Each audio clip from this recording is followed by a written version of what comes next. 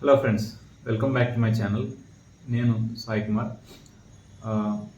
So competitive exams అన్నిటికీ మనకి typing test అనేది ఖచ్చితంగా అవసరం. ఎందుకంటే క్వాలిఫైయింగ్ నేచర్లో ఉంటుంది. ఎప్పుడు టైర్ 2లో ఇన్ కేస్ ఆఫ్ ఎస్ఎస్సి సిజిఎల్లో కానీ సిహెచ్ఎస్ఎల్లో కానీ సిపిఓ లేదు, సిహెచ్ఎస్ఎల్ అండ్ సిజిఎల్లో మనకి టైపింగ్ టెస్ట్ అనేది కంపల్సరీ ఉంటుంది. 30 words per minute టైప్ చేయాలి.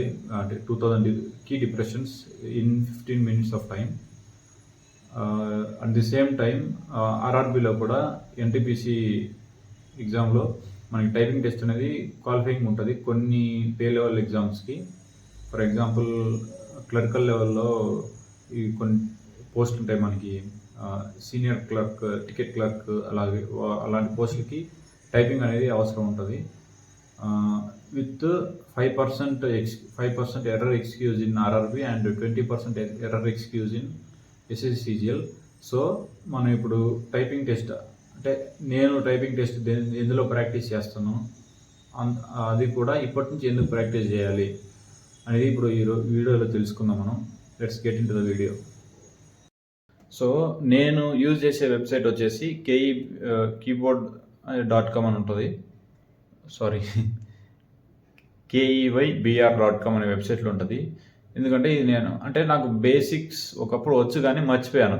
కానీ ఈ వెబ్సైట్ ఎలా అంటే మనకి ఫస్ట్ సింగిల్ అంటే మనం పర్టికులర్ బెంచ్ మార్క్ అనే టైపింగ్ సెట్ చేసుకుంటాం అనమాట.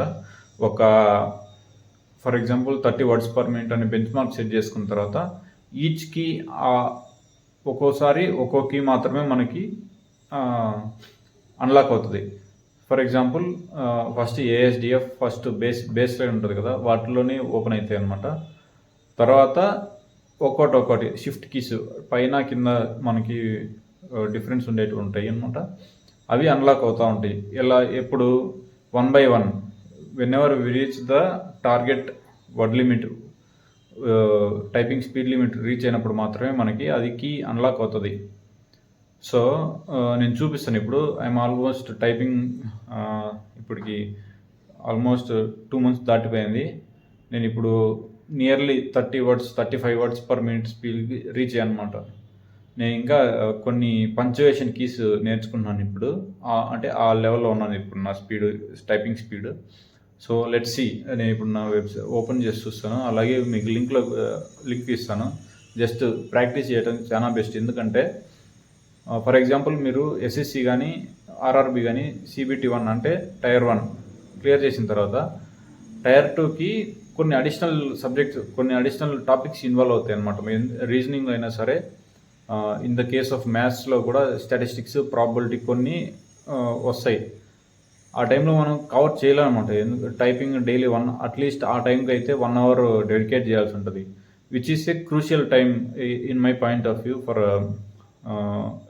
At that time. ఎందుకంటే కొంచెం crucial period 1.5 month, otherwise 2 months time మాత్రమే ఉంటుంది టైర్ 2కి కానీ సిబిటి 2 కానీ ఆర్ఆర్బి కేసులో అయితే. సో టైపింగ్ అనేది ఇప్పటి నుంచి అయితే ఇప్పుడు జస్ట్ మనం లాస్ట్ వీక్ ఆఫ్ జనవరిలో ఉన్నాం.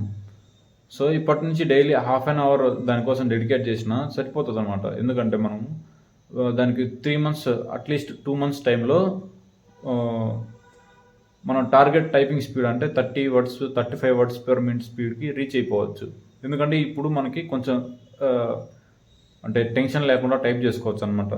సో నేను చూపిస్తాను ఏ వెబ్సైట్లో నేను టైప్ చేస్తున్నాను. అలాగే చెప్పాను కదా 2 months నుంచి నేను ప్రాక్టీస్ చేస్తున్నానని. అది మన డైలీ గోల్ రీచ్ అవుతుందా లేదా మొత్తం స్టాటిస్టిక్స్ మొత్తం చూపిస్తుంది అనమాట ఆ వెబ్సైట్ అనేది.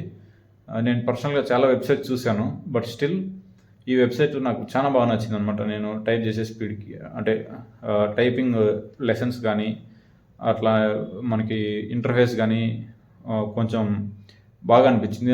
నేను ఈ వెబ్సైట్ ప్రిఫర్ చేస్తున్నాను టైపింగ్ ప్రాక్టీస్ చేయడానికి. Let's see. చెప్పాను కదా నేను ఏ వెబ్సైట్లో ప్రాక్టీసింగ్ చేస్తున్నానని. కేఈబీఆర్ అనే వెబ్సైట్ ఇది. ఇందులో మనకి ఇట్లా లెసన్స్ వస్తాయి అన్నమాట. నేను ఇప్పుడు చూపిస్తాను జస్ట్ ఎలా అంటే దాని ఇంటర్ఫేస్ ఎలా వర్క్ అవుతుందని. నాకైతే ఇప్పుడు అన్ని లెటర్స్ అన్లాక్ అయిపోయినాయి. ఈచ్ వర్డ్ పైన మనం ఇట్లా ప్యాన్ చేస్తే టైపింగ్ స్పీడ్ కనిపిస్తుంది అనమాట. ఇది లాస్ట్ ఇవి కొంచెం డార్క్ కలర్లో ఉన్నాయి చూసారా. నా టార్గెట్ రీచ్ అయింది, కానీ అన్లాక్ అయినప్పుడు రీచ్ అయింది. ఇప్పుడు జస్ట్ నార్మల్గా ప్రాక్టీస్ చేస్తుంటే ఆ స్పీడ్ రీచ్ కావట్లేదు అనమాట. ఈ పర్టికులర్ కీస్ అంత అంటే క్యూ అండ్ జే మనకు నార్మల్ వర్డ్స్లో అంతగా రావు కదా, కొంచెం ఆ స్పీడ్ తగ్గింది. బట్ స్టిల్ ఈ అదర్స్ లైట్ గ్రీన్కి వచ్చేసింది. వాటిని చూస్తే మనకి నేను టార్గెట్ స్పీడ్ 38 పెట్టాను అనమాట. చూపిస్తాను ప్రొఫైల్లో చూడండి. టార్గెట్ స్పీడ్ వచ్చేసి సెట్టింగ్స్లో ఉంటుంది. టార్గెట్ టైపింగ్ స్పీడ్ అని ఇక్కడ కనిపిస్తుంది కదా. నేను టార్గెట్ టైపింగ్ స్పీడ్ వచ్చేసి 38 పెట్టాను. Okay sheet.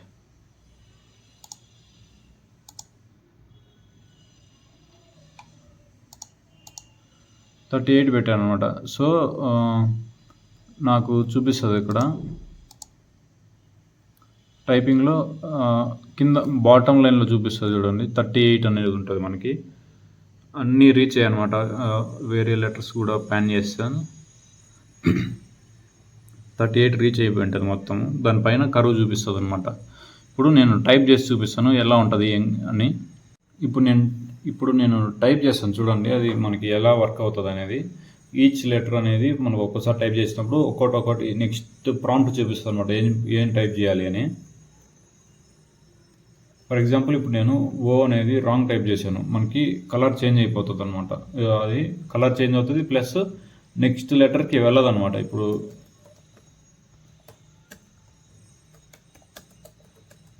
ఒక కంప్లీట్ లెసన్ నేను టైప్ చేస్తాను అంటే మనకి దాని స్టాటిస్టిక్స్ ఎలా చూపిస్తుంది అని ఈజీగా అండర్స్టాండ్ అవుతుంది.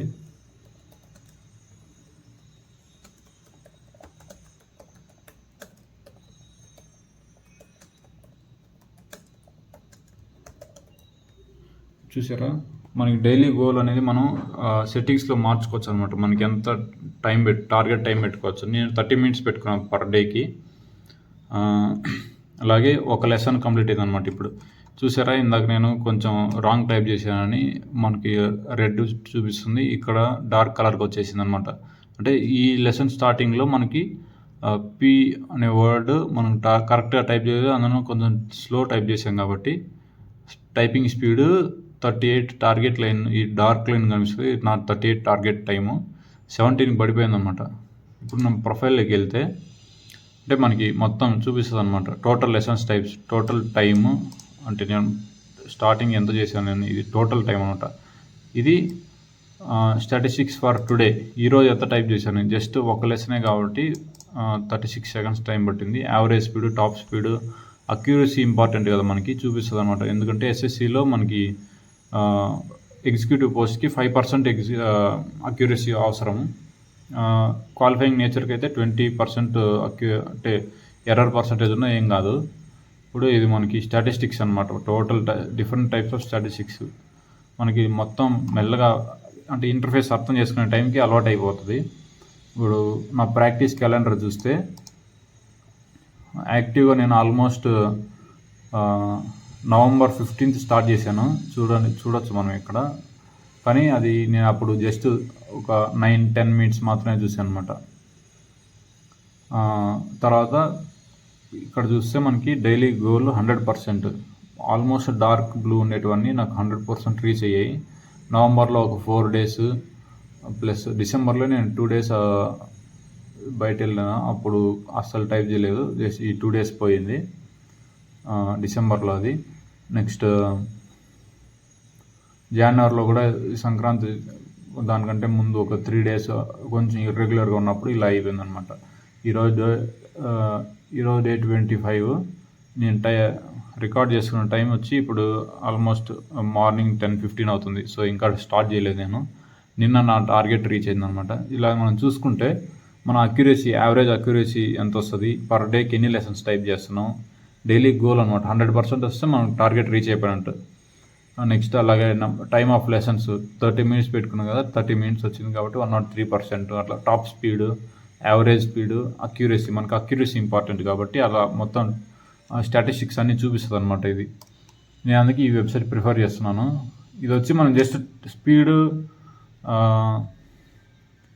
ఓకే, నేను ఈ వెబ్సైట్లో జస్ట్ నా typing speed maximum speed reach కావడానికి ఈ వెబ్సైట్ ప్రిఫర్ చేశాను అనమాట. ఇప్పుడు నేను ఆల్మోస్ట్ నా టార్గెట్ స్పీడ్ వచ్చేసింది.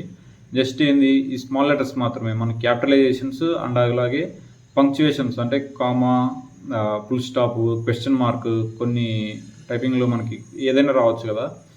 అలాగే కొన్ని ఉంటాయి ఎక్స్ప్లెనేటరీ మార్క్స్, మనకు స్లాష్ అవసరం అవుతూ ఉంటుంది.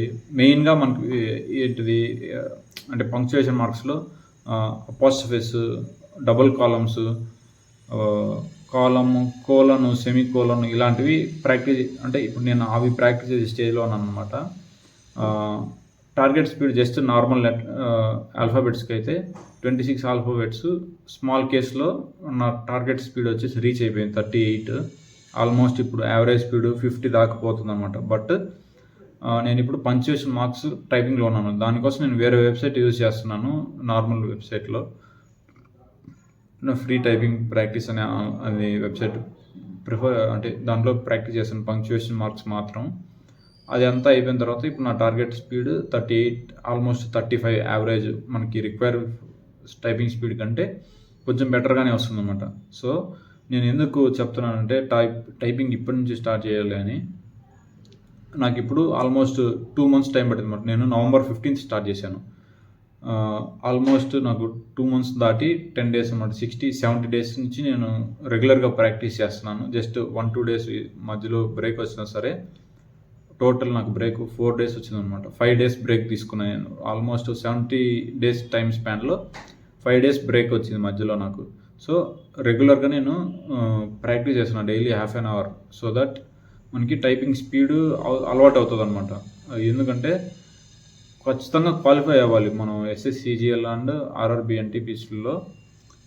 టైపింగ్ అనేది మనకి ఖచ్చితంగా క్వాలిఫైయింగ్ నేచర్ ఉంటుంది కాబట్టి అవసరం పడుతుంది. సో నేను అందుకే చెప్తున్నాను, ఇప్పటి నుంచే ప్రాక్టీస్ చేయండి. So that you will be perfectly all right at the time of examination without any stress. ఆ టైంకి మనకి ఇది ఉంటుంది కదా, పారాడాక్స్ ఒకటి అట్లా డిఫరెంట్ ఏం రాకుండా జస్ట్ మనం ఎగ్జామ్కి రెడీగా ఉండటం. అంటే ఇది ఒక బ్యాక్లాగ్ లాగా అనిపించకూడదు అనమాట మనకి సబ్జెక్ట్ నేర్చుకుంటారు అంటే ఎగ్జామ్ ఇవ్వటానికి. సో దట్ మనం చాలా కాన్ఫిడెంట్గా ఎగ్జామ్ హాల్కి వెళ్ళొచ్చు. సో అందుకే పెద్దోళ్ళు చెప్పారు కదా, prevention is better than cure అని. అంటే దీనికి రిలేటివ్ కాదు, బట్ స్టిల్ ముందే నేర్చిపెట్టుకుంటే చాలా బెస్ట్ కదా, ఈజీగా ఉంటుంది. So all the best. Next వీడియోలో కలుద్దాం. ఏదైనా మీకు కావాల్సిన ఇంట్రెస్టింగ్ టాపిక్స్ ఉంటే కమెంట్ చేయండి. I will try to make a video on that, and please do subscribe. Thank you.